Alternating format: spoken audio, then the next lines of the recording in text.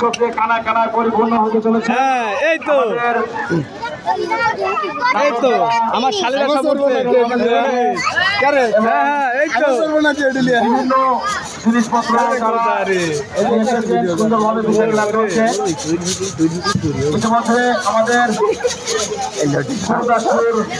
Officer in charge ওনার একটি team আমাদের মাঝে এসে উপস্থিত হয়েছিলেন, হচ্ছে না গো সাথে কথা বলেছি।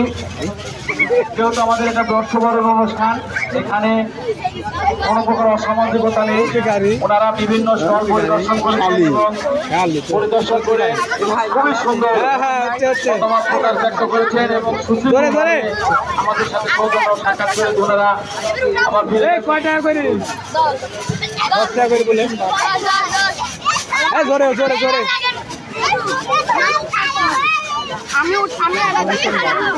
আমরা আমাদের ম্যানেজমেন্টের দায়িত্ব কেটে আছে সুধী মন্ডলী যারা প্রতি বছরের ন্যায় এবারও আমাদের বর্ষবরণ অনুষ্ঠান পড়াশোনা পাঠশালা বহুমুখী উচ্চ বিদ্যালয় মাঠে সুন্দর এবং সুশৃঙ্খলভাবে চলছে। যারা অতিথিবৃন্দ